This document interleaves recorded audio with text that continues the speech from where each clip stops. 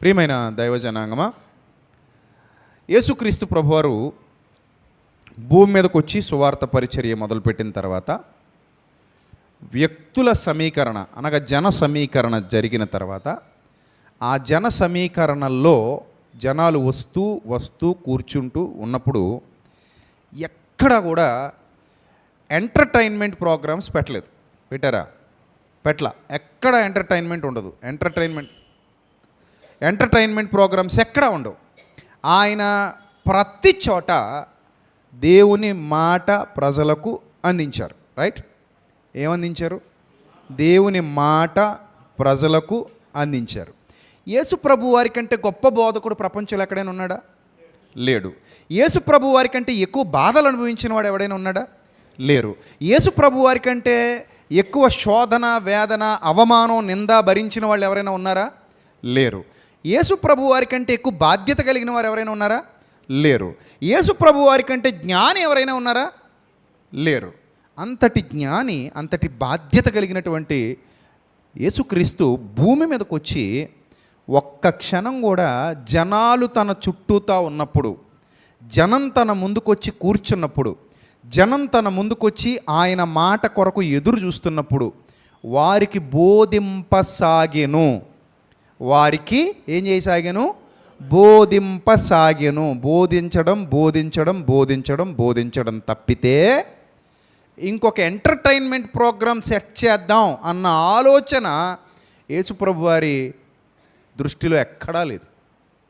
మీరు బాగా గమనించండి. నేను క్రీస్తును పోలి నడుచుకొనుచున్న ప్రకారము మీరు నన్ను పోలి నడుచుకోండి అన్న పౌలు భక్తుడు కానీ, అపోస్తలుడు కానీ ఎక్కడ సంఘాలకు ఎంటర్టైన్మెంట్ ప్రోగ్రామ్స్ని ప్రతిపాదించలేదు. వాళ్ళను జ్ఞానులుగా చేయడానికే చూశారు, వివేకవంతులుగా చేయడానికే చూశారు. అందుకోసం వాళ్ళకి బోధ చేశారు. ఆ బోధ దేవుని వాక్యం, దేవుని మాట, దేవుని స్వరాన్ని వినిపింపజేశారు. దేవుని స్వరం వాళ్ళ హృదయాలలోనికి వెళ్ళే విధంగా వాళ్లకు తర్పీదునిచ్చే ప్రయత్నం చేశారు.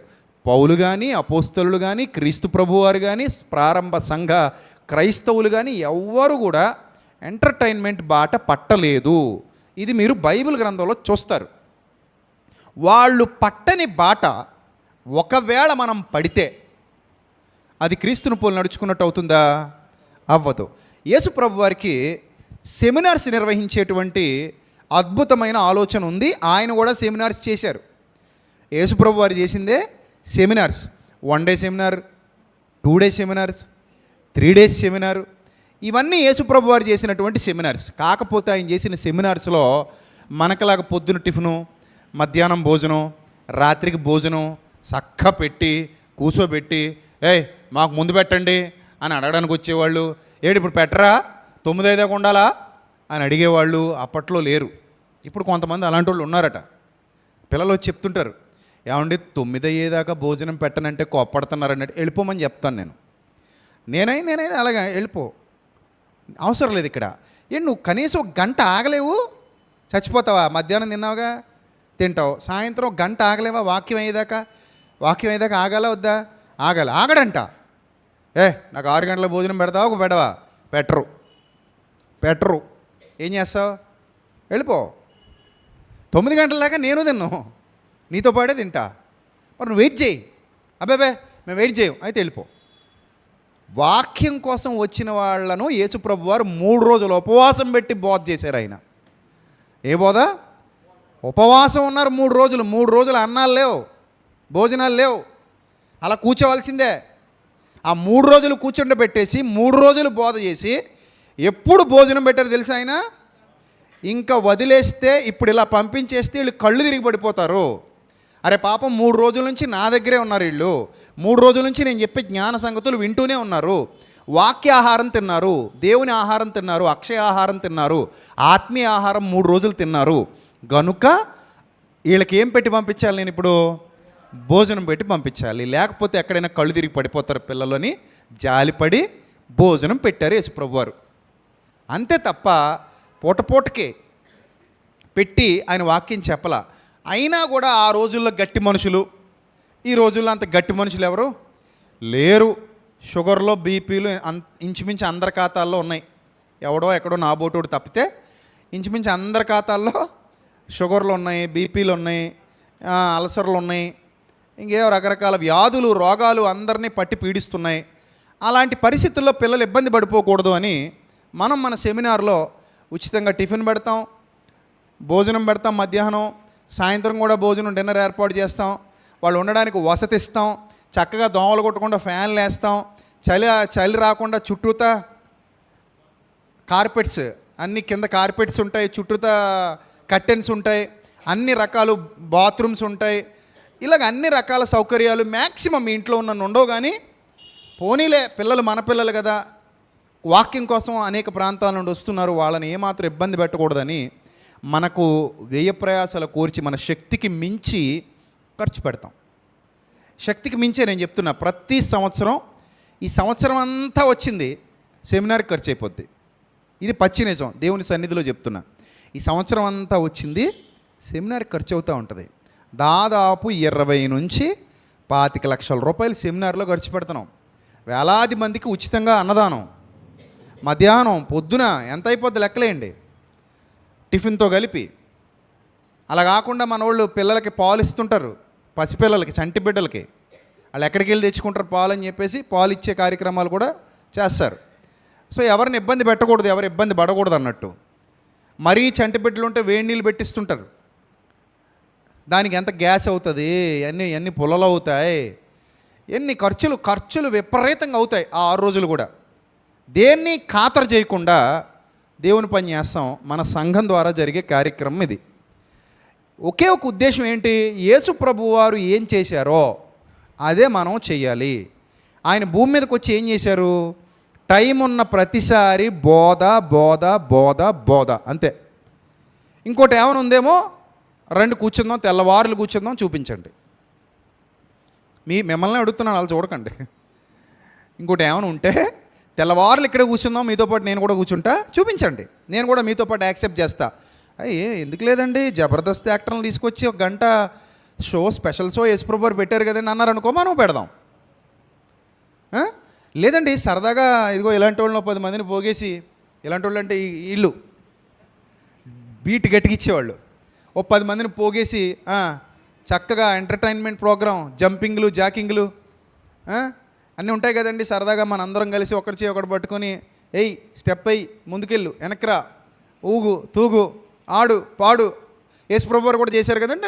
ఆయన చేస్తే నేను ముందే చేసేది ఎప్పటికి, అంతే కదా. ఆయన చేస్తే ఆగుతామా, ఎప్పటికి మామూలుగా ఉండకపోను. నాలో ప్రభుదేవాన్ని చూద్దరు మీరు.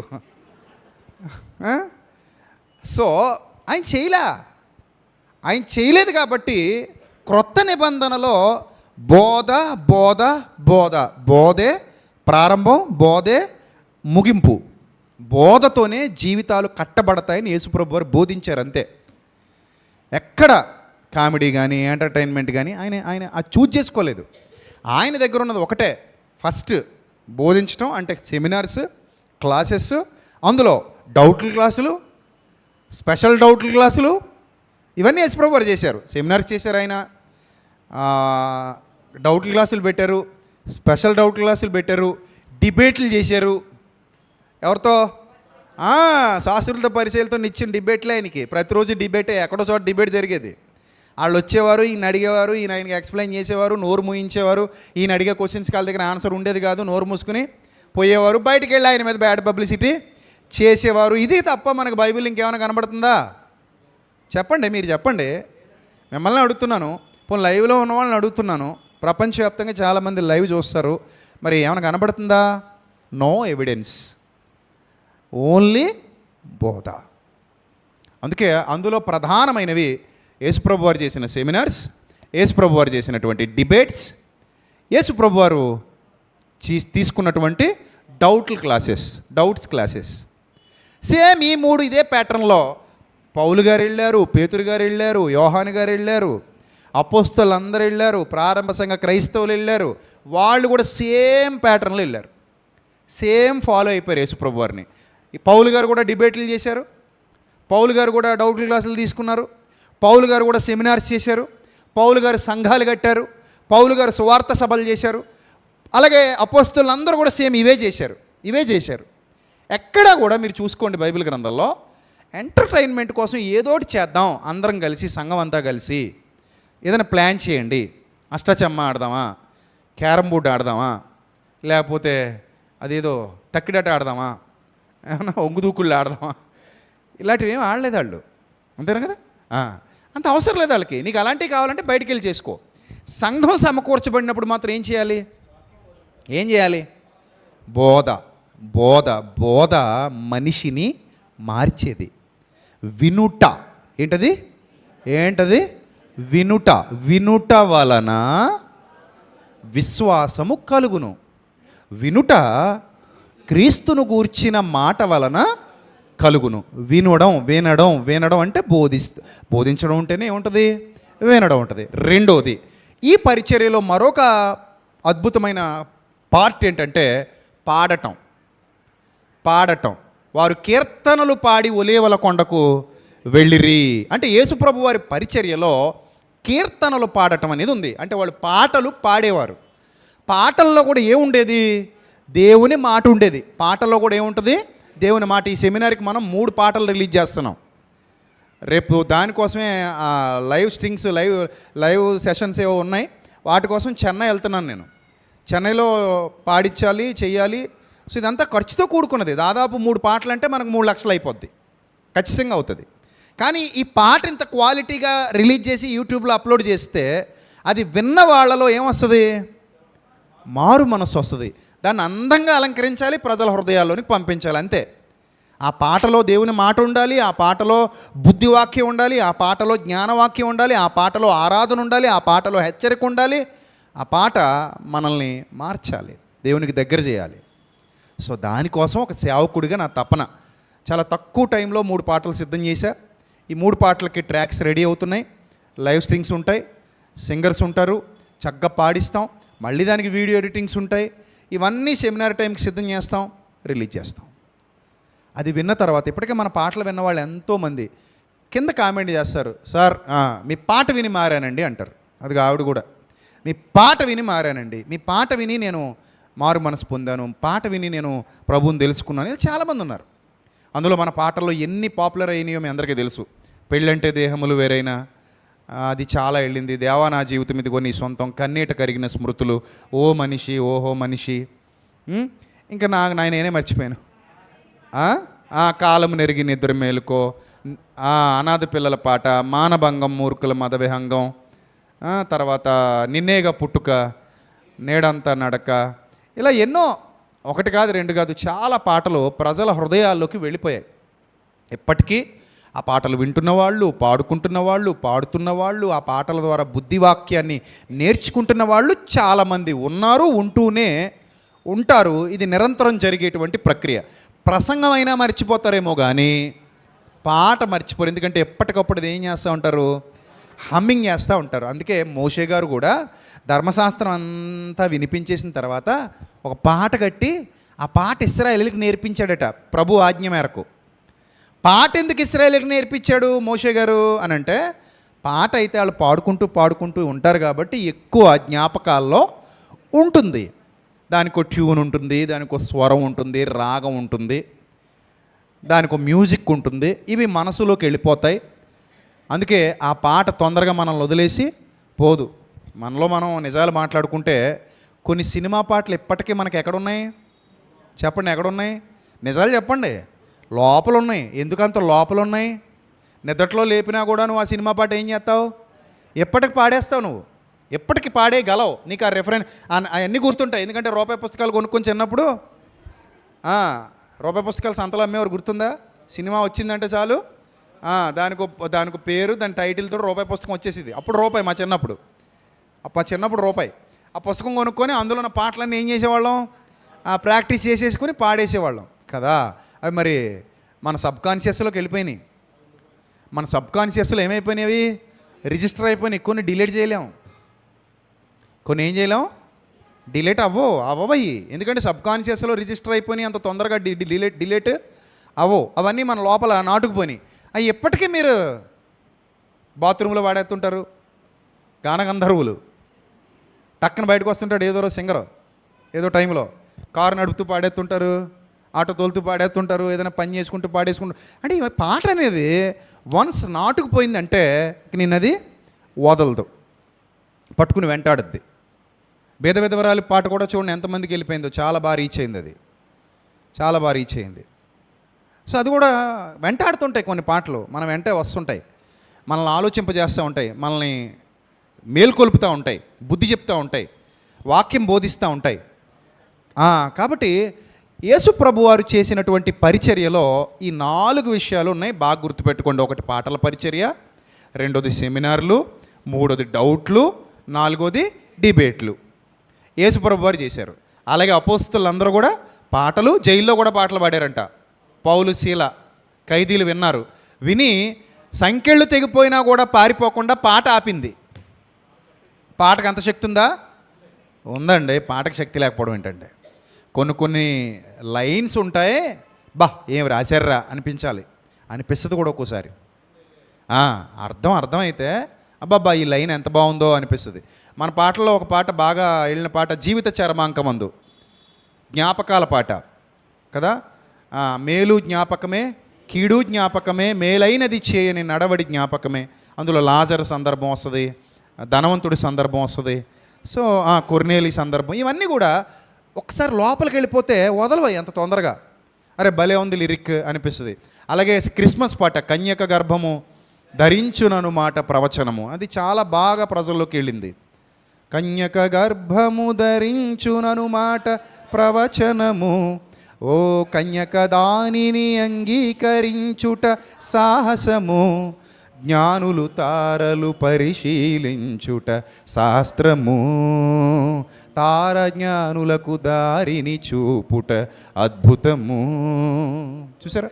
గొర్రెల కాపరులు పొందిన దర్శనము, దేవదూతల సువర్తమానము, జుక్వన్నిన కపటోపాయము, పసిపిల్లల వధ జరుగుట ఘోరము, తరములు యుగములు గణముగ పలికిన క్రీస్తు జనన సుధా, నిశిగల బ్రతుకుల శశికళలో సగిన రాజు ఆత్మ కదా. సో చాలామంది క్రిస్మస్ పాట అలా వెళ్ళిపోయింది.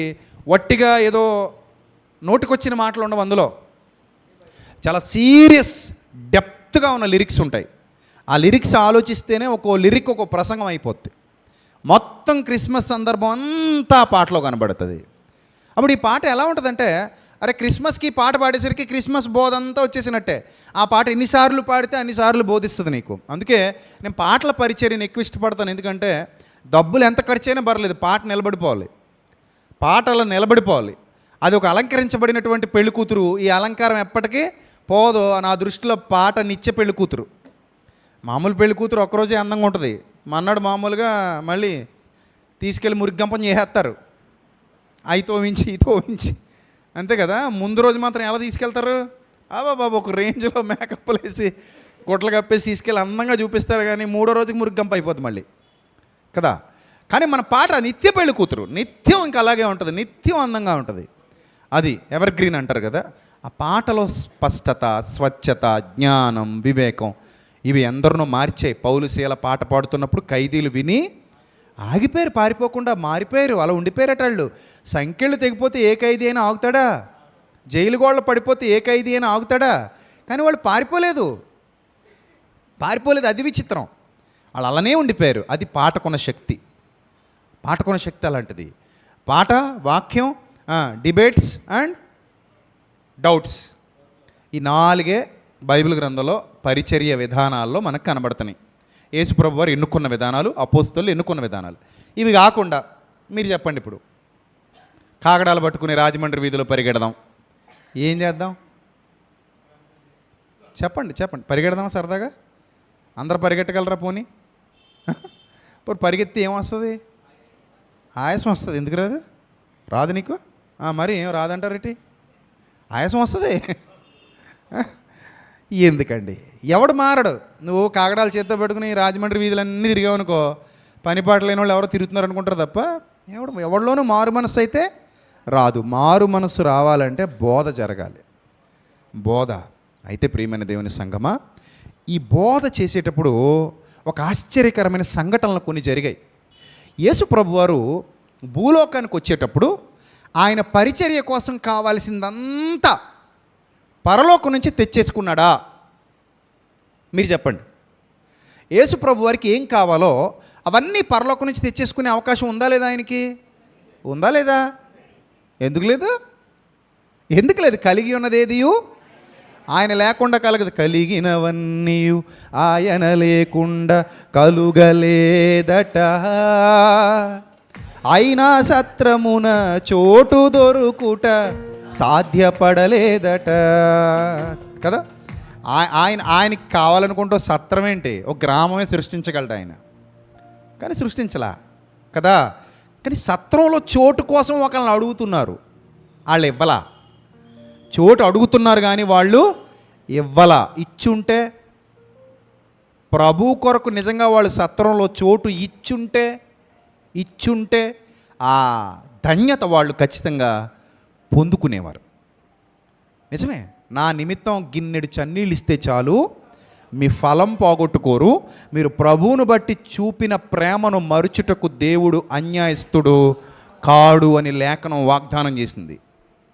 లేఖనం చేసిన వాగ్దానం ఇది, మనిషి చేసిన వాగ్దానం కాదు. నేరుగా పరిశుద్ధాత్ముడు వ్రాయించిన వాగ్దానం అది. మీరు నా నిమిత్తం గిన్నెడు చన్నీళ్ళు ఖర్చు పెడితే చాలు, ఆ గిన్నెడు చన్నీళ్ళ ఫలాన్ని మీరు పోగొట్టుకోరు అన్నాడు యేసుప్రభు. ఇప్పుడు యేసుప్రభు వారు ఏమి తెచ్చుకోకుండా వచ్చారు, అందరిలాగే వచ్చారు. కావాలనుకుంటే అన్నిటితో రాగలరు ఆయన, అన్నిటితో రాగలరు ఆయన. కావాలనుకుంటే అన్నిటితో, మనకు అందనంత బంగారంతో రాగలడు, మనకు అందనంత సైన్యంతో రాగలడు, మనం ఊహించలేనంత అద్భుతమైన సంపదతో రాగలడు భూమి మీదకి. అగ్ని రథాలు రాగలవు, అగ్ని గుర్రాలు రాగలవు, ఏదైనా తెచ్చుకోవడం ఆయనకి సాధ్యమే. కానీ ఎలా వచ్చాడట? తనను తాను రిక్తునిగా, రిక్తహస్తాలతో, ఎంటీ హ్యాండ్స్, ఏమీ లేనివాడుగా, మనలాగా తల్లి గర్భంలో ఒక సాదా సీదా మానవునిగా జన్మించి ఈ లోకంలో అడుగుపెట్టాడు ప్రభు. అలా అడుగుపెట్టిన తర్వాత కొన్ని చూస్తుంటే ఆశ్చర్యం అనిపిస్తుంది. ఎంత ఆశ్చర్యం అనిపిస్తుంది అంటే, దాని మీద కూడా ఒక పాట రాశాను ఈ సంవత్సరం. అది చాలా బాగుంటుంది, అందరిని ఆలోచింపజేస్తుంది. పాడుతుంటే నాకే చాలా ఆనందంగా ఉంది. అలాంటిది ఆ పాట బయటకు వచ్చిన తర్వాత మీకు కూడా చాలా ఆనందంగా ఉంటుంది. ఇప్పటివరకు మన పాటల్లో ఏ పాట ఫెయిల్ అయిన పాట లేదు. ప్రతి పాటలో ఏముంటుంది? సువార్త ఉంటుంది. ప్రతి పాటలో దేవుని జ్ఞానం ఉంటుంది, దేవుని వాక్యం ఉంటుంది, హెచ్చరిక ఉంటుంది, ఆదరణ ఉంటుంది, మిమ్మల్ని బలపరిచేది, స్థిరపరిచేది దేవుని మాటలతోనే. పరిశుద్ధాత్ముడిచ్చిన ఆలోచనలే అందులో ఉంటాయి. సో అందులో నేను ఆలోచించినటువంటి ఒక విషయం ఏంటంటే, యేసుప్రభు వారు సువార్త ప్రకటిస్తున్నప్పుడు ఆయనకు కూడా సహకరించే పిల్లలు చాలామంది ఉన్నారు. ఆయన సహకారం పొంది చేశాడు సేవ. చూడండి, లూకాసు వార్తలో ఒక మాట కనబడుతుంది మనకి. లూకాసు వార్తలో ఒక విచిత్రమైన మాట, విచిత్రమైన సందర్భం కనబడుద్ది. 8వ అధ్యాయము, లూకాసు వార్త 8వ అధ్యాయము 2వ వచనం నుంచి చూద్దాం. మొదటి నుంచి చదువుదాం. లూకాసు వార్త 8వ అధ్యాయము మొదటి నుంచి చదువుదాం. వెంటనే ఆయన దేవుని రాజ్య సువార్తను తెలుపుతూ, ఏం తెలుపుతూ? ఎక్కడ ఎంటర్టైన్మెంట్ లేదుగా. కాసేపు రిలాక్సేషన్ కోసం ఒక స్టెప్ వేద్దాం, రిలాక్సేషన్ కోసం కొంచెం ఎంజాయ్ చేద్దాం, కొంచెం ఏదైనా సరదా కామెడీ స్కిట్ వేద్దాం, కామెడీ షో చేద్దాం, అవి ఉండవండి. ఎందుకండి మనకు అవన్నీ? ఎంతసేపు ఉన్నా దేవుని వాక్యం వినాలి అనే తపన, తృష్ణ ఉంటే ఇంకా అవేవి మనకు వద్దనిపిస్తుంది. నా మటుకు నేనైతే నాలాంటి బోధకుడు నా ముందు కూర్చుంటే, నాలా చెప్పే సత్యవంతుడు నా ముందు ఉంటే, నేను ఎన్ని గంటలైనా అలా కూర్చొని వింటాను. నాకు బోరు కొట్టదు. దేవుని వాక్యం నాకెందుకు బోరు కొడద్ది? కొడద్దా? ఇష్టం ఉంటే ఎవరి మీద ఏం కొట్టదు? బోరు కొట్టదు. ఇష్టం లేదనుకోండి, ఏమొస్తుంది? కొంతమంది సభకి రాగానే ఎక్కడికి వెళ్ళిపోతారు? కోమాలోకి వెళ్ళిపోతారు. మళ్ళీ ఆమెనన్న తర్వాత కోమాలను బయటకు, అయిపోయిందా? అయిపోయింది, లే ఇంకలే అంటారు. ఇదే బ్యాచ్ సీరియల్ ముందు నిద్రపోతారా? ఇదే బ్యాచ్ సినిమా చూస్తూ నిద్రపోతారా? అలాంటివి జరగవు. ఇదే బ్యాచ్ పెళ్ళికి వెళ్ళి నిద్రపోతారా? అస్సలు నిద్రపోరు. పెళ్ళికి వెళ్తే ఇంకా సందడైపోతారు. పెళ్ళికి వెళ్తే నిద్రపోతారు ఎవరైనా? అక్క అనొకళ్ళు, బావ అనొకళ్ళు, తమ్ముడు అనొకళ్ళు, చెల్లి అనొకళ్ళు, నెక్లెస్లు చూపించేవాళ్ళు, చీరలు చూపించేవాళ్ళు. వీళ్ళందరూ ఒకళ్ళ తర్వాత ఒకళ్ళు ఎదురవుతుంటే ఇంక నిద్రలేం వస్తాయి? తెల్లవారులు కొలుగు తీయాలా తిరుగుతారు అలాగా.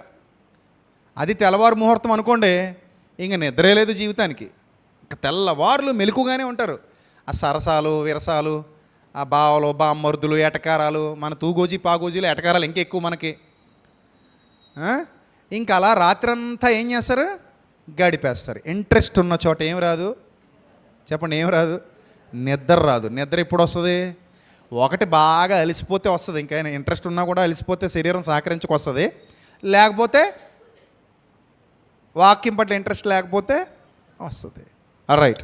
సో ఇప్పుడు యేసుప్రభు వారు ఆయన రాజ్య సువార్త తెలుపుతూ ప్రకటిస్తూ ప్రతి పట్టణంలో ప్రతి గ్రామంలో సంచారం చేస్తూ ఉన్నారట. సంచారం చేస్తూ 12 మంది శిష్యులు, అపవిత్రాత్మలను వ్యాధులు పోగొట్టబడిన కొందరు స్త్రీలు, అనగా 7 దయ్యములు వదిలిపోయిన మగ్దలేనే అనబడిన మరియయు, హేరోదు యొక్క గృహ నిర్వాహకుడుగు కూజా భార్యగు యోహన్నయు, సూసన్నయు ఆయనతో కూడా ఉండిరి. చూడండి, వీళ్ళందరూ బాగా సంపన్న కుటుంబాలకు చెందిన వాళ్ళు కూడా ఉన్నారు ఇందులో. అందులో హేరోదు యొక్క గృహ నిర్వాహకుడుగు కూజా భార్యగు యోహన్న, సూసన్న ఆయనతో కూడా ఉన్నారట. అందులో మగ్దలేనే మరి ఉంది, ఇంకా కొందరు స్త్రీలు ఉన్నారు. వీళ్ళందరూ ఏం చేశారట? 3వ వచనం చెప్తుంది చూడండి. వీరును ఇతరులు అనేకులు తమకు కలిగిన ఆస్తితో వారికి ఉపచారము చేయుచు వచ్చిరి. 4లో ఏమనుంది? 4 అని పుట్టినోట్లు ఏమనుంది? 4 అని చిన్న అంకె ఉంది చూడండి అక్కడ మీ బైబిల్లో. మీ బైబిల్లో 4 అని చిన్న అంకె ఉంది. ఆ కింద పుట్టినోట్లో మూల భాషలో ఏముందో రాశాడు చూడండి కింద. ఎవరికి చేశారట ఉపచారం? యేసుక్రీస్తుకు ఉపచారం చేశారు, తమకు కలిగిన ఆస్తిని ఖర్చు పెట్టి. అంటే ఇప్పుడు మీకు డౌట్ రావచ్చు, యేసుప్రభు వారు సువార్త పరిచర్య చేస్తూ తిరుగుతూ ఉంటే వాళ్ళకి తినడానికి డబ్బులు ఎక్కడ వచ్చాయి? వాళ్ళకి కనీస అవసరాలకు డబ్బులు ఎక్కడ వచ్చాయి? వాళ్ళ సత్రాల్లో బస చేయడానికి డబ్బులు ఎక్కడ వచ్చాయి?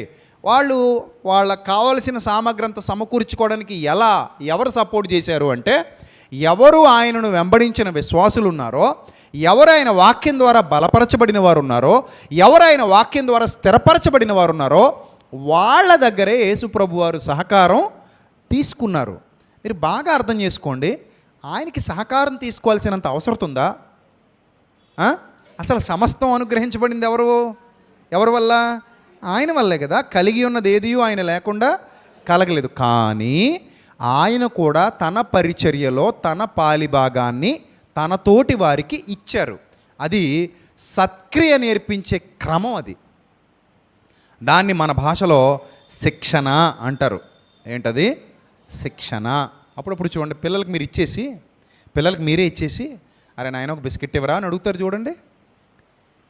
అడిగారు ఎప్పుడైనా? మీ పిల్లల్ని అడిగారు. ఇస్తే మీ ముఖం ఏమైపోద్ది? వెలిగిపోద్ది.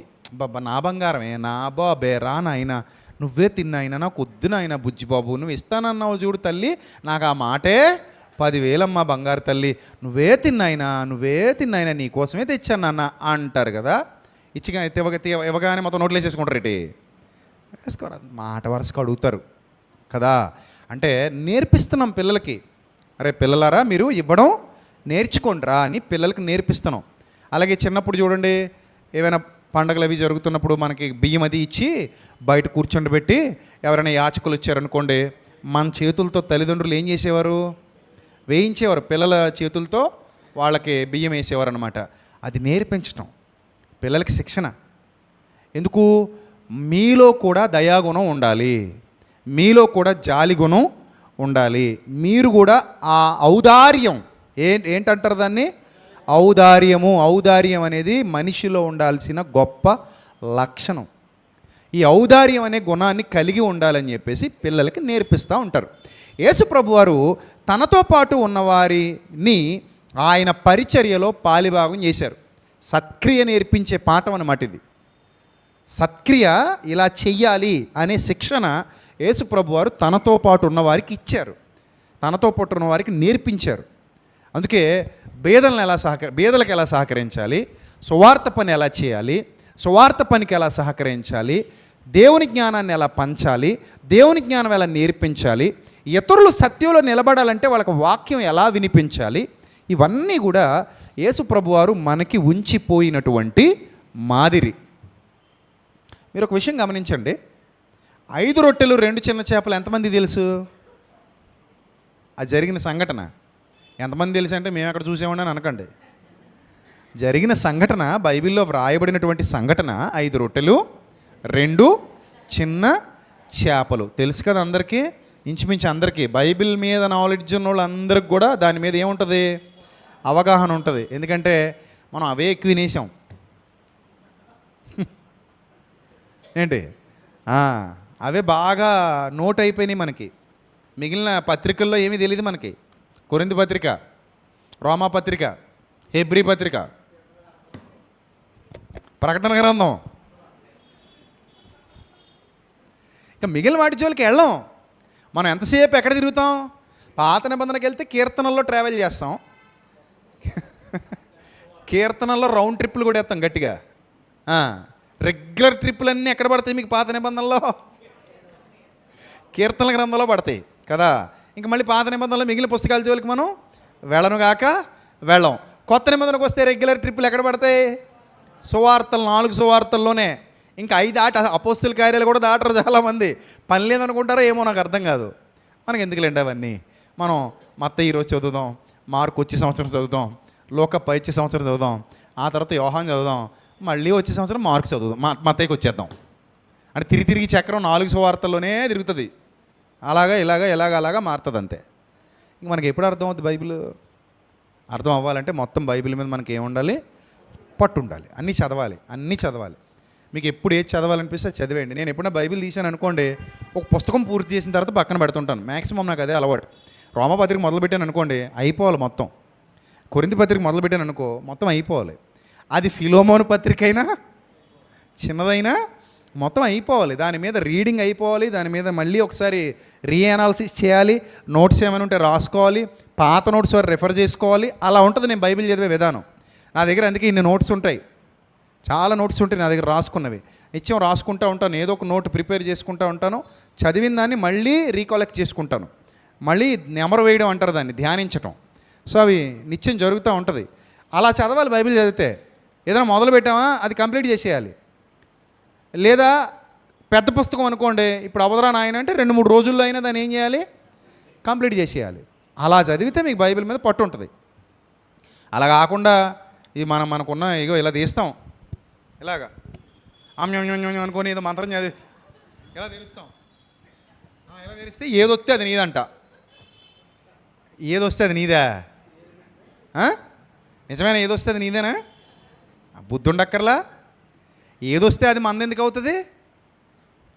మంది కాదు. అలాగా ఇందులో చరిత్ర సంభవాలు ఉన్నాయి, శాపాలు కూడా ఉన్నాయి ఇందులో. శాపాలు లేవా? మీరు ద్వితీయోపదేశకాండంలో చదవండి, శాపాలు కనబడతాయి. ఇర్మియా గ్రంథంలో చదవండి, శాపాలు. యెహెజ్కేలు గ్రంథంలో శాపాలు, యెషయా గ్రంథంలో కూడా శాపాలు ఉన్నాయి. ఇన్ని శాపాలు పెట్టుకుని ఏదొత్తేది నాదంటే మరి శాపాలు కూడా ఇయ్యనా? ఇశ్రాయేలీయులకి ఇచ్చాడా? ఎందుకు ఇచ్చాడు వాళ్ళకి శాపాలు? తప్పు చేసినప్పుడు. మరి ఒప్పు చేస్తే ఆశీర్వాదం ఉంది. తీసిందల్లా నీది కాదు. సందర్భాన్ని బట్టి ఏది నీది కాదు, ఏది నీకు అప్లై అవుతుంది, ఏది నీకు అప్లై అవ్వదు, ఇవి తెలుసుకొని ఆలోచించాలి. అర్థమైందా? ఇప్పుడు ఒక విషయం చెప్పి ముందుకెళ్తాను. నేను ఎంబీబీఎస్ చదవలేదు, నాకు వైద్య వృత్తి అంటే ఏంటో కూడా తెలీదు. నేను ఏ క్వాలిఫికేషన్ లేకుండా వైట్ షర్ట్ వేసుకొని, వైట్ కోట్ వేసుకుని, మెడలో స్టెథోస్కోప్ కూడా వేసుకొని చక్కగా మీ ముందుకు వచ్చి మంచి వాటమైన కత్తి, పొదునున్న కత్తి మాత్రం ఒకటి కొనుక్కొని, మొత్తం మంది ఇంజక్షన్ కూడా ఒకటి తెచ్చుకొని, రా ఇక్కడ పడుకో ఆపరేషన్ చేస్తాను అంటాను. ఏం చేస్తావు? అయ్యో ప్రసాద్ రెడ్డి గారు బైబిల్ బాగా తెలిసినోడు, మంచి సేవకుడు, చాలా మంచి నిజాయితీ పరుడు, ఓకే పడుకుందాం, కోసేస్తాడు. దేవుడు శక్తి ఇస్తాడు, పేగులు బయటకు తీసి ఏం చేయాలి? పేగులు తీసాక నాకు తెలీదు. ఆ పేగులు ఎక్కడ ఉంటాయో కూడా నాకు తెలీదు. ఆ పేగుల లోపల ఏముంటుందో కూడా నాకు తెలీదు. ఇప్పుడు నీకు ఏం ఆపరేషన్ చేయాలి? నేను పొట్టకోసి వదిలేసి పారిపోవాలి. నువ్వు వస్తావా? అలా అంటే ఎవరైనా సిద్ధపడతారా? నా మీద ఎంత నమ్మకం ఉన్నా వాక్యం దగ్గర వరకే ఉంటుంది తప్ప పొట్ట కోయించి ఆపరేషన్ చేయించుకునేంత నమ్మకం నా మీద ఎవరికి ఉండదు. ఎందుకంటే నేను ఎంబీబీఎస్ ఎఫ్ఆర్సిఎస్ లండన్ కాదు కాబట్టి, నేను ఎంఎస్ కాదు కాబట్టి. అలాగే December 31st నైట్ మీరు వాగ్దానాలు తీసుకుంటారు చూశారు, అవి కూడా సేమ్ అలాంటివే. నీకు అర్హత లేనప్పుడు ఆ వాగ్దానం పనిచేస్తుందా? పనిచేయదు. నువ్వు కోట్ వేసుకున్నంత మాత్రాన డాక్టర్ ఎలాగ అవలేవో, ఐఏఎస్ అని బోర్డు రాసుకున్నంత మాత్రాన కలెక్టర్ ఎలాగ అవలేవో, మంత్రి శ్రీను గారు అని పెట్టుకున్నంత మాత్రాన మంత్రి ఎలా కాలేవో, అలాగా నీకు అర్హత లేనప్పుడు ఒక వాగ్దానం తీసేసుకుని నాకు దేవుడు ఇచ్చాడు, నాదిది నాదిది నాదిది అంటే ఆయన అంటాడు, బడిబా నీది కాదు అంటాడు. నాకు వచ్చింది లాటరీలో, నాదిది అమ్మా నాది అన్నావు అనుకో చిన్నపిల్లాళ్ళగా, దేవుడు అంటాడు తెలుసా, అరే నాయన నీ క్యారెక్టర్ సెట్ అవ్వలేదురా, నీ క్యారెక్టర్కి ఆ వాగ్దానం రాదురా, నీ దగ్గర రూపాయే ఉందిరా, ఈ రూపాయి పట్టుకొచ్చి నువ్వు BMW కారు కొంటానంటే ఇవ్వనురా, నీకు BMW కారు కావాలంటే దానికి తగ్గ డబ్బు నీ దగ్గర ఉండాలిరా, నా దగ్గర డబ్బు ఉంది కదా సరిపోద్ది కదా అంటే అది రూపాయిరా, రూపాయికి BMW కారు రాదు బిడ్డ. అర్హత లేని వారికి వాగ్దానాలు పనిచేయు బిడ్డ. నీకు వాగ్దానం పనిచేయాలంటే ఆ వాగ్దానానికి అనుకూలంగా నీ బ్రతుకుండాలి బిడ్డ. నేను రాసిచ్చేస్తే దేవుడు నీకు ఇచ్చేయడు బిడ్డ, గుర్తుపెట్టుకో. నేను రాసిచ్చేసి, లేదా ఇప్పుడు నేను కొట్టు మీదకి వెళ్ళి కొంటే బుక్ స్టాల్ నిండా వాగ్దానాలు అమ్ముతున్నారు, నేను ఒక 1000 వాగ్దానాలు కొనుక్కు తెచ్చేసుకుని డబ్బాలు వేసి గిరిగిరిగిరిగిరిగా గుండాడు తిప్పినట్టు తిప్పి నీ ముందు పెడితే ఏదోటి ఎలాగ మంచిదే వస్తుంది. ఎందుకంటే నేను వేసినవన్నీ అందులో ఏమేసాను, మంచివి వేస్తాను. శాపాలు రాసేసాను అనుకో, శాపాలు కూడా వస్తాయి, కానీ నేను శాపాలు వేయను, ఎందుకంటే నువ్వు రెండో రోజు చర్చికి రావని నా భయం. అందుకని నేను అన్నీ ఏమేస్తాను, అందులో నీకు నాకు అనుకూలంగా ఉన్న వేస్తాను.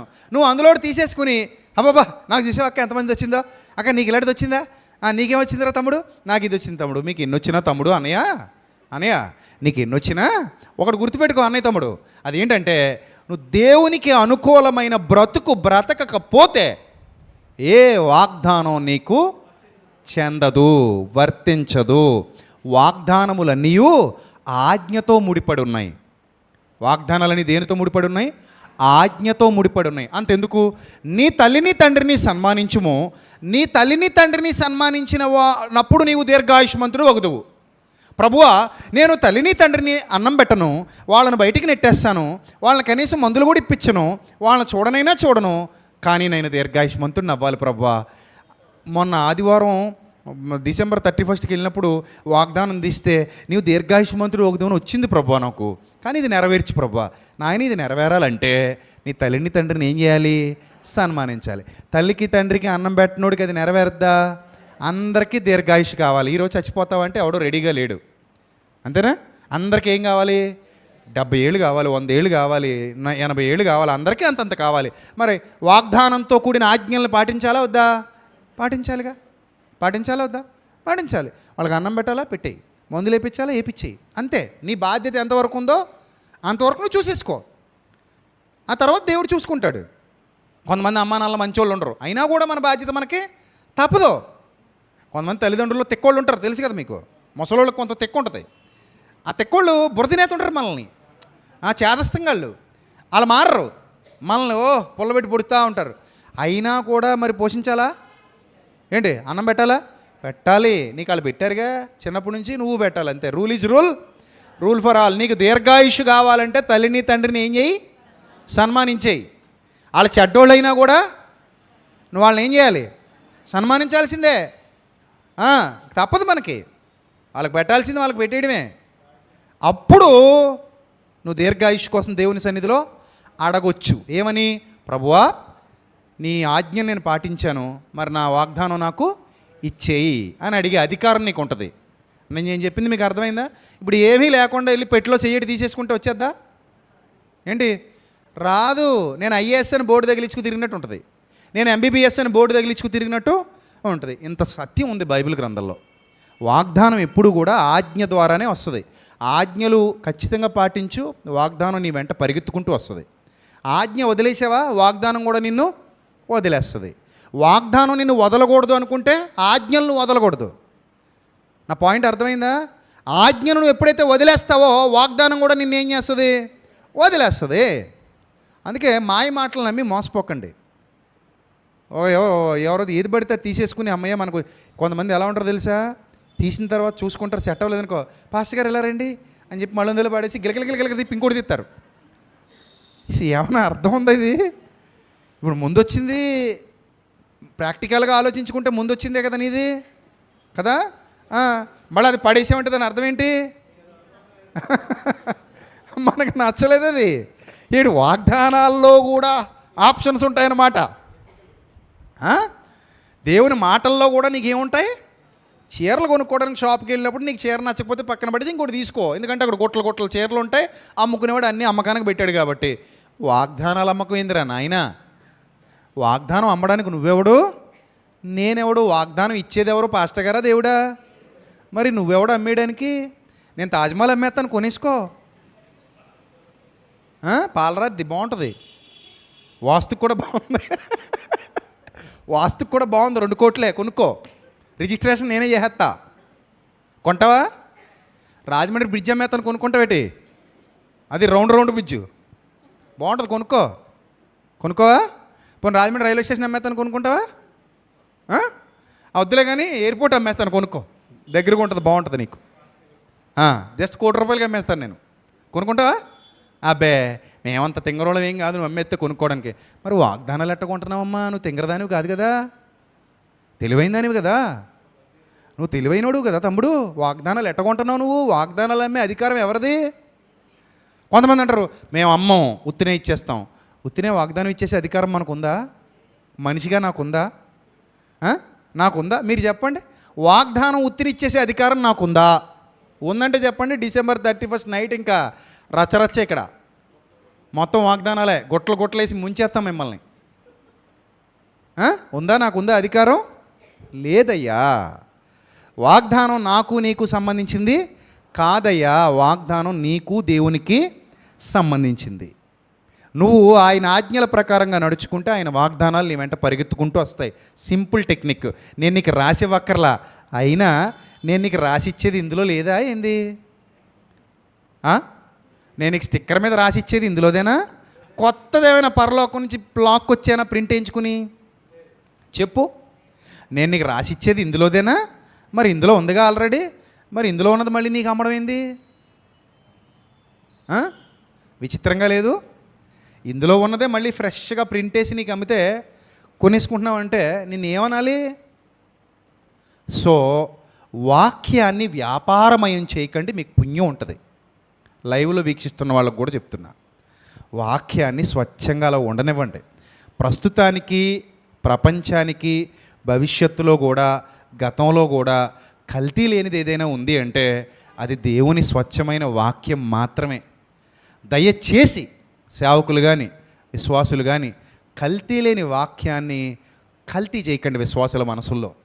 దాన్ని అలాగే స్వచ్ఛంగా బోధించండి, దాన్ని అలాగే స్వచ్ఛంగా నేర్పించండి, దాన్ని అలాగే స్వచ్ఛంగా అర్థం చేయించండి. కొంతమంది అయినా మారుతారు, అదే కావాలి మనకి. అంతేగాని వాక్యాన్ని అమ్మడం ఏందండి, అమ్మకాలు పెట్టడం ఏంది? దానివల్ల వాళ్ళకి అబద్ధాలు వాగ్దానాలకు ఇచ్చే, నా బతుకు బాగలేదు కానీ నాకేమొచ్చేసింది? మంచి వాగ్దానం వచ్చేసింది. ఒకరోజు నేను ఎంత బాధపడ్డానంటే, ఒకడు తాగేసి వెళ్ళి వాగ్దానం తెచ్చుకున్నాడండి. తాగి స్పీకర్ దాకా తాగి చర్చికి వెళ్ళాడు, వెళ్ళి వాగ్దానం తెచ్చుకున్నాడు. అందులో ఏమని వచ్చింది తెలుసా? నీవును నీ ఇంటివారును నీ పిల్లలను నీ భోజనపు బల్ల చుట్టూ ఒలీవ మొక్కల వలె ఉందురు, నీవు ఏంటండి ఇది? ఎలా వర్తిస్తుంది అది? ఇంకొకడు వ్యభిచారి, ఆ వ్యభిచారం చేస్తూనే చర్చికి వెళ్ళాడు, వాగ్దానం తెచ్చుకున్నాడు. అందులో ఏమనుందో తెలుసా? నీవు జనములను ఏలుదువు. ఏది నువ్వే అంటే వాళ్ళందరితో ఖాతాలు ఓపెన్ చేస్తావు అన్నమాట. నీకులాంటి జనాలు వెళ్తే ఎలా ఉంటుంది? ఇంకా ఇప్పుడు ఒక్క ఖాతా ఉంది, ఇంకా జనాలు వెళ్ళడం మొదలెట్టావంటే ఓ 10-15 ఖాతాలు రెడీ చేసుకుంటావు అన్నమాట నువ్వు. అందుకని నువ్వు జనములు వ్యభిచారిని తీసుకెళ్ళి కనకపు సింహాసనం అనే దేవుడు కూర్చోబెట్టాలా? మీరే ఆలోచించండి. అలాంటి వాళ్ళకి ఇవ్వచ్చా దేవుడు? ఇస్తాడు అలాంటి వాగ్దానాలు? అంటే ఇక్కడ ఏం జరుగుతుందన్నమాట? దేవుణ్ణి పక్కన పెట్టేసి ప్రింటింగ్ మనమే ఏం చేసుకుని, మనకు అనుకూలంగా ఉన్న ఈ ప్రింట్ ఏం చేసుకుని, శాపాలన్నీ పక్కకు తీసేసి, జల్లెడేసేసి శాపాలన్నీ పక్కకు తీసేసి భక్తిహీనులకు కూడా భక్తులకు ఇచ్చే వాగ్దానాలు మనం అంటగట్టేస్తున్నాం. చీటింగా కాదా?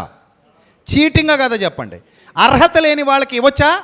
ఇప్పుడు గేదెలు కాసుకునేవాడిని తీసుకొచ్చి నేను ఇంజనీరింగ్ చేసేసి రాజమండ్రిలో పెద్ద బ్రిడ్జి కట్టించేస్తా, అది రేపొద్దున మీ మీదే కూలిపోద్ది. తప్పెవరిది? నాది. అప్పుడు మీరు వచ్చి పర్లేదండి లాటరీ వేసి ఇంజనీరింగ్ చేసేయండి. ఏం చేసి? లాటరీలో ఇంజనీర్లు అవుతారా?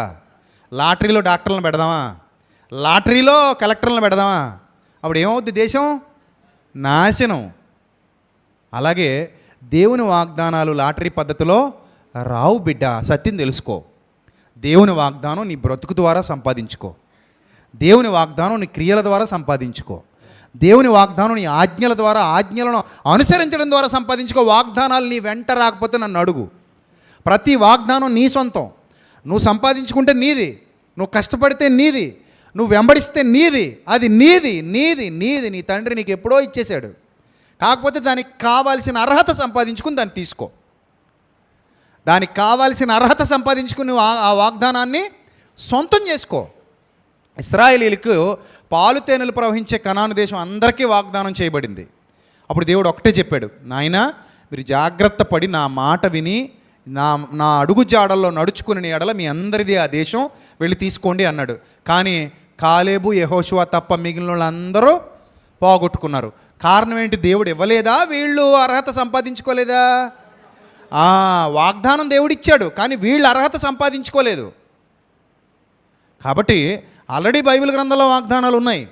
నువ్వు అర్హత సంపాదించుకుంటే ఆ వాగ్దానం ఎవడూ ఇవ్వక్కర్లా, అది నీదే. నీకు నీ తండ్రికి మధ్యవర్తి ఇంకెవరు లేరు. యేసుప్రభు అనే ఆ నరుడు భూమి మీదకి నరుడుగా వచ్చి మనకు మధ్యవర్తిత్వం వహించి తండ్రితో మనల్ని ఏకం చేసేసాడు ఆయన. కాబట్టి మనకి ఇంక మధ్యవర్తులు అవసరంలా. మన యేసుప్రభు మనకు చాలు. మన యేసుప్రభువే మనకు అన్నీ. కాబట్టి ఆయన ఆల్రెడీ నీకు అన్నీ ఇచ్చేశాడు. నువ్వు అర్హత సంపాదించుకో. నీకోసం ఉద్యోగం రెడీగా ఉంది. కలెక్టర్ అవ్వాలనుకుంటున్నావా? అక్కడే ఉంది కలెక్టర్గిరి, కుర్చీ అక్కడే ఉంటుంది. నువ్వు ఐఏఎస్ పాస్ అయ్యి వెళ్ళి కుర్చీలో కూర్చో. ఐపీఎస్ కుర్చీ అక్కడే ఉంది, నువ్వు పాస్ అయ్యి వెళ్ళి కుర్చీలో కూర్చో. అర్థమైందా? డాక్టర్ సీట్ అక్కడే ఉంది, నువ్వు పాస్ అయ్యి వెళ్ళి మెడలో స్టెతస్కోప్ వేసుకో, వైట్ కోట్ వేసుకో, ఆపరేషన్ మొదలుపెట్టు, తర్పీదు పొంది వెళ్ళు అక్కడికి. ఇంజనీర్ సీట్ అక్కడే ఉంది, నువ్వు ఇంజనీర్ అయ్యి వెళ్ళు. అలాగే వాగ్దానం ఇక్కడే ఉంది. నువ్వు అర్హత ఆజ్ఞను పాటించి వచ్చి వాగ్దానం సంపాదించుకో. ఆజ్ఞను పాటించి వచ్చి వాగ్దానం తీసుకో. వాగ్దానం ఎప్పుడు ఇక్కడే ఉంటుంది, ఎక్కడికి పారిపోదు. నీకోసం వాగ్దానం ఎదురు చూస్తుంది. నీకోసం ప్రతి వాగ్దానం ఎదురు చూస్తుంది. ఇప్పుడు నువ్వు వాగ్దానం స్వతంత్రించుకోవాలంటే చీటి ముక్కిస్తే సరిపోదు, చెక్కాలి నిన్ను వాక్యంతో. అదే నేను చేస్తున్నాను. నిన్ను నిజమైన వాగ్దానానికి సొంతం చేసే పని నేను మొదలుపెట్టా. కానీ నేను మొక్కిచ్చి నిన్ను మోసం చేయడం నాకు రాదు. నేను అలా చేయను కూడా. అలా చేస్తే రేపు పొద్దున దేవుడు నన్ను ఎక్కడుగుతాడు. మొక్కిచ్చి మోసం చేసావు తప్ప వాక్కు చెప్పి బాగు చేయలేదు కదరా నువ్వు అని అడుగుతాడు. దేవుని వాక్యం చెప్పి బాగు చేయాలా, మొక్కిచ్చి మోసం చేయాలా? కదా. ఆ మొక్కలో కూడా ఉన్నది వాక్యమే, కానీ అది నీ సొంతం అని నేను అబద్ధం చెప్తున్నాను. నీ సొంతం కాదది. అది నీ సొంతం అవ్వాలంటే నువ్వు దేవుని బాటలో నడవాలి, మారు మనస్సు పొందాలి, ఆయన కార్యాలు జరిగించాలి, ఆయన చిత్తాన్ని జరిగించాలి. నిన్ను నువ్వే ఒక యోధుడుగా మార్చుకోవాలి. బలహీనతలు అందరికీ ఉంటాయి, నేను ఎవరు లేవని చెప్పను. కానీ ఆ బలహీనతలు జయించే దిశగా పోరాడటమే మన పని. నిజం. ఒక్కొక్కసారి కొన్ని బలహీనతలు మనం వదలవు తొందరగా. ఒకప్పుడు నాకు డ్రింకులు అంటే పిచ్చి. ఒక సినిమా హీరో పెప్సీ తాగుతున్నాడని రోజు పెప్సీ తాగేవాడిని. ఒక సినిమా హీరో థమ్సప్ తాగుతున్నాడని రోజు థమ్సప్. అంత పిచ్చి నాకంటే ఆ హీరో మీద ఉన్న పిచ్చి ఈ డ్రింకుల మీదకి పోయింది. ఆ పెప్సీ, మా ఓడు పెప్సీ పట్టుకున్నాడంటే మనం కూడా ఏం చేయాలి? పెప్సీ తాగాలి. ఇప్పుడు ఆ పెప్సీయే కనబడతలేదు ఎక్కడ కూడా. మా ఓడు థమ్సప్ తాగుతున్నాడు, నేను కూడా ఏం చేయాలి? థమ్సప్. అలాగా డ్రింకుల బారిన పడిన నేను కొన్నాళ్ళ తర్వాత అరే మనం చాలా ఎడిక్ట్ అయిపోయాం, వదలలేమా, మార్చుకోలేమా? మార్చుకోగలం, వదిలిపడేసా. ఇప్పుడు నువ్వు డబ్బులు ఇచ్చి తాగమన్నా నేను డ్రింక్ తాగను.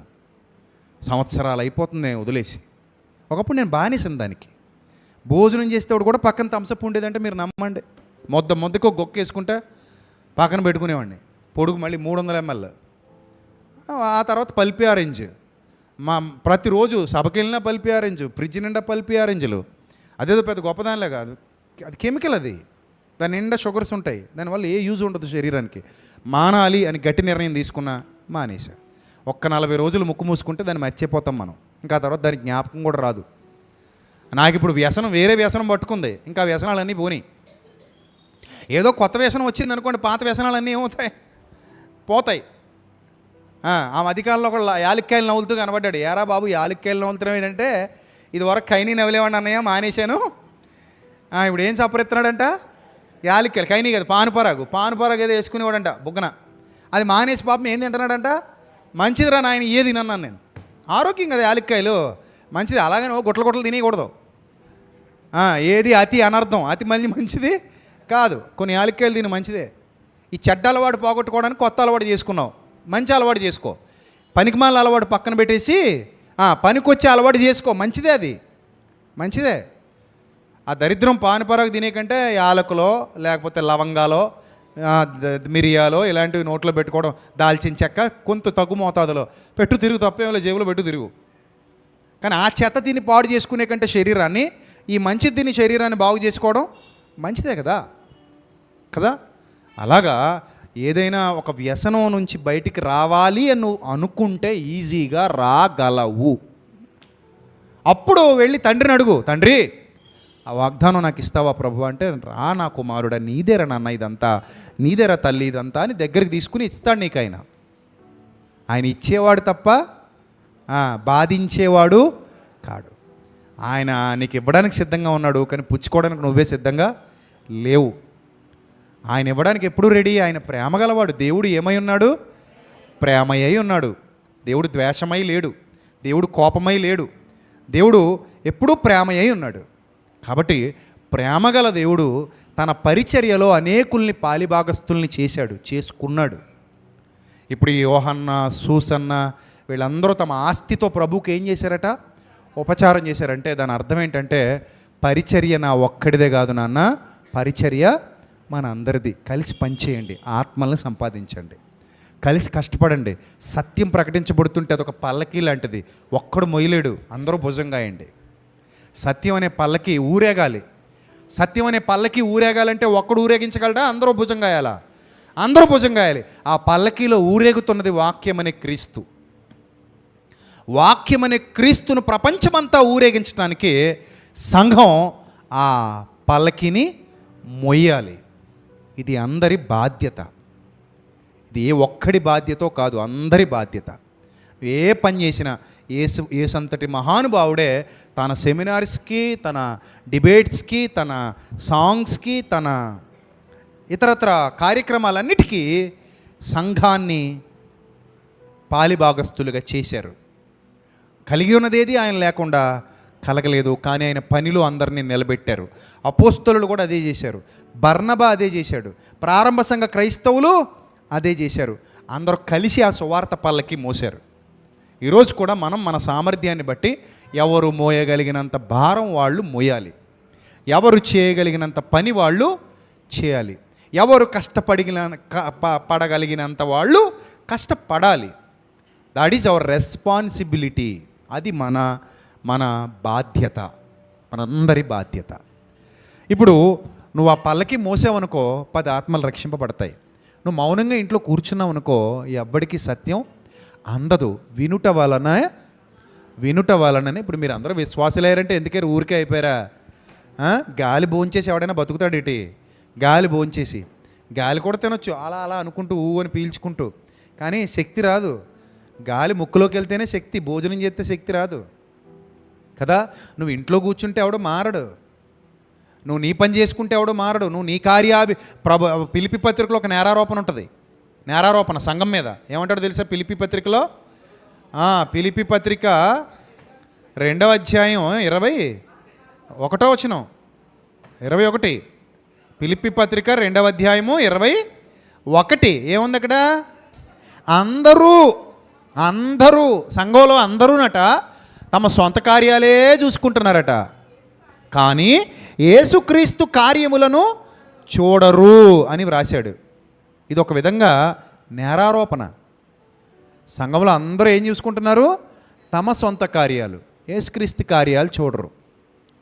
కానీ గుర్తుపెట్టుకోండి, మనం మన సొంత కార్యముల కంటే అధికముగా క్రీస్తు కార్యములు చేయుట ద్వారా మాత్రమే మనం ఎక్కడికి వెళ్తాం? నిత్య జీవానికి వెళ్తాం. అందుకే ప్రభు పని అనగానే నా పని అనుకోవాలి. ప్రతి ఒక్కరు ప్రభు పని అనగానే నా బాధ్యత అనుకోవాలి. నువ్వెలా రక్షించబడ్డావో ఇతరులు కూడా అలాగే రక్షించబడాలంటే ఈ సత్యం నీ దగ్గర ఏమైపోకూడదు, ఆగిపోకూడదు, వ్యాపించాలి. అందుకే అన్నాడు, సహకారుల యొక్క పేర్లు జీవగ్రంథమందు వ్రాయబడి ఉన్నవి అని వాక్యం సెలవిస్తుంది, లేఖనం చెబుతోంది. ఆయన ప్రభువును బట్టి మీరు చూపిన ప్రేమను మరుచుటకు దేవుడు అన్యాయస్తుడు కాడు అని వాక్యం సెలవిస్తుంది. కనుక ప్రియమైన దేవుని సంగమా, మన పూర్వీకులు పడిన కష్టం మన దాకా సత్యం వచ్చింది. మనం పడిన కష్టం భావితరాలకు సత్యం వెళుతుంది. సత్యాన్ని పంపించే పనిలో మనం అందరం వాడబడదాం, ప్రార్థిద్దాం. ప్రభు మనకిచ్చిన సామర్థ్యం మేరకు మనం కష్టపడదాం, శ్రమపడదాం, ఆ సువార్త పల్లకి మోద్దాం. మనం కూడా ఒక శ్రామికుడిగా, శ్రామికురాలిగా మారదాం. అట్టి ధన్యత దేవుడు మీకు, మీ కుటుంబాలకు సమృద్ధిగా అనుగ్రహించునుగాక. ఆమేన్. తల్ల వంచండి, ప్రార్థన చేసుకుందాం. మహాపరిశుద్ధుడు అయిన మా కన్న తండ్రి, మహోన్నతుడ, దయగల దేవ, కృపగల ప్రభువా, ఇంతవరకు విలువైన మీ వాక్య జ్ఞాన సంపద మీ పిల్లలకు అందించడానికి మీరు ఇచ్చిన అవకాశాన్ని బట్టి స్తోత్రం తండ్రి. బిడ్డలందరినీ దీవించండి, ఆశీర్వదించండి. మేము తలపెట్టిన, జరుగుతున్న, జరగబోతున్న కార్యక్రమాలన్నిటినీ ఘనంగా మీ నామానికి మహిమకరంగా జరిగించండి. మీ చిత్తం యొక్క సంపూర్ణతలో మమ్మల్ని నిలువబెట్టి నడిపించమని ఘనత, మహిమ, ప్రభావములు మీకు మాత్రమే చెల్లిస్తూ మా కొరకు రానియున్న ప్రభు అయిన క్రీస్తు పేరిట ఈ ప్రార్థన మనవులు సమర్పించి మీ వద్ద నుండి తిరిగి పరలోకపు జవాబు పొందుకుంటున్నాం మా కన్న తండ్రి. Amen. God bless you all, love you all. దేవుడు మిమ్మల్ని, మీ కుటుంబాలని సత్యముతో అలంకరించి బహుగా దీవించి ఆశీర్వదించునుగాక. Amen. Thank you. God bless you.